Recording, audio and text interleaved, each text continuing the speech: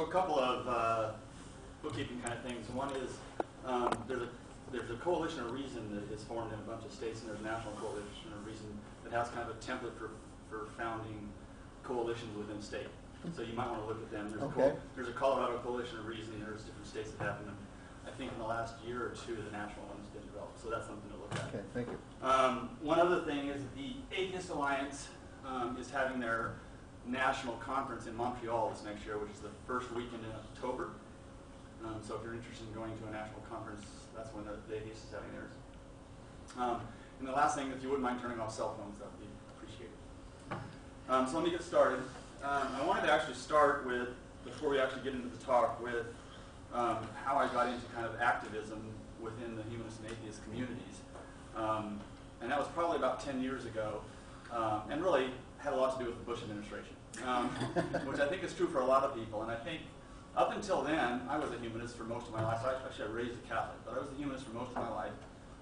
But I just wanted to live as a humanist and let other people live how they wanted to live.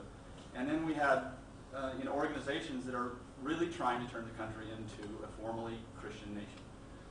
And Bush was certainly a part of that. And when that came about, I decided I actually had to get active and help fight that. And I think it's one of the reasons a lot of organizations have spread up around the country. We have about 15 atheist humanist organizations in Colorado now. Of course, we have to fight Colorado Springs, so there's a certain balance there. But there's a pendulum that goes back and forth. And when they go too far into one realm, the religious right, with Bush and that, we have to bring the pendulum back, and I think that's what's happened in the last few years. So I have to tell you, this talk 4 years ago would have been completely different. Certainly, it would have had the negative undertones, the pessimism is where are we going from here? Are we done? Have we lost? And 4 years later, you've got religious organizations saying they've lost the social battle, which is great for us. But it's nice to see that pendulum, and this talk certainly would have been completely different back then. So about 4 years ago, I was helping to bring in a speaker into the Boulder International Humanist Institute, which is what they do. And it was a fairly notable professor of religious history from the University of New York. And his talk was whether or not Jesus ever existed. And so he came to Boulder, and this is, you guys recognize Boulder. We had 250 people at this talk, and that's kind of what we have. And they're mostly secular, atheist, humanist people. He spent an hour and a half talking, and we were going to have a Q&A, and he never answered the question, which cracked me up. And the first thing I was going to ask was, well, did he? And the first person that got up there asked, well, did he? And he looked at us like we were idiots. And he goes, well, of course not. And I was like, WTF? Really? This is a secular crowd, and 90% of the people in that crowd would have said, yes, Jesus existed in some form, he just wasn't divine. And here is a notable professor up there saying, no, there's no evidence. What are you thinking? And I was just stunned at the difference between what scholars think happened back then, reputable scholars, and what the public, even the secular public, thinks. So, just as a note to keep in the back of your mind, even seculars, atheists, humanists need to take a step back and say, we're taking a little bit too much for granted about Christianity, about religions. We're a little bit too accepting of some of their tenets. If the public, us, still thinks that Jesus existed and scholars don't, that's a problem. Where's the difference and why?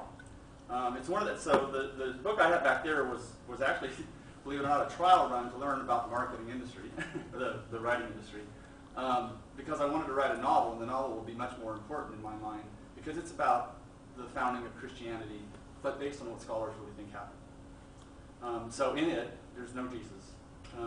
There are reasons that Paul brought about Christianity, and it has a lot of the familiar characters. It starts with Paul and his vision, and ends with the destruction of the temple in Jerusalem, which kind of helps to destroy much of Judaism at the time and spreads them out again and allows kind of Christianity to come up in their place.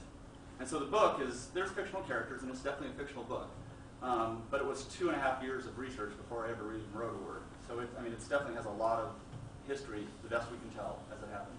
And that's what I was actually working towards. So I expect it to come out probably in the fall of next year is what I'm targeting. It's a long process to publish a book. So that's the start.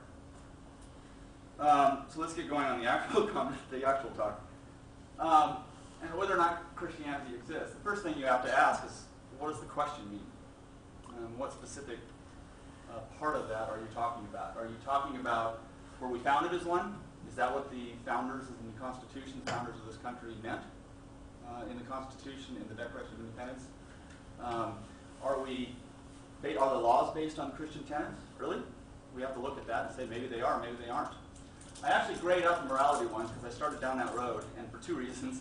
One is just defining morality was a book on its own, and certainly a 2 or 3 hour talk. And I really couldn't fit all of that in then trying to address whether or not morality is based on it. The other reason is I think this crowd would know the answer to that. Do we really we're moral people, we're ethical people, and we're not religious. So I think the answer is kind of self-evident, and I didn't really need to go into it. And yet trying to define morality became difficult. So I left it out. And then the last one, and which is actually the hardest one, is socially, are we a Christian nation? And it's certainly something to consider. So let's get into that. Starting with where we kind of came from and what we would call the rational revolution. You might not actually recognize the Ethan Allen name. Thomas Paine, I hope you do. Ethan Allen was a farmer, a philosopher, a writer. I think he was best known because he was one of the founders of the state of Vermont. He actually wrote a book before Thomas Paine's Age of Reason, Common Sense, and all those, that was arguing for reason instead of religion. But it was so poorly written, and it was so harsh on religion and not taking any kind of reasonable, rational stance. It only sold something like 600 copies, so not a lot of people know about it. But it was on people's mind at the time. Certainly they were trying to say that our laws and the way we live should be based on reason and not on religion. And this book is part of that stance. Thomas Paine, of course, is famous. Common Sense was kind of a call to revolution for the people, which is one of the things that brought about the revolution. The Crisis was actually a set of pamphlets that came out during the war. There's 16 of them that were trying to give people support during the war. But all of these are putting the things in terms of reason and rationality and leaving God pretty much out of it. The only difference is, in Common Sense, Paine actually used biblical references for his arguments, which I found interesting that in one book he was willing to use those arguments, and then in the Age of Reason he pretty much trashed all of them. So it's interesting to look at the stance that these people took at the time. They could use the tools that they needed to argue what they needed to. Same thing we do. But it's important to know that he was still somewhat of a religious man. He didn't believe in religious institutions or Christianity per se, but he still was somewhat religious.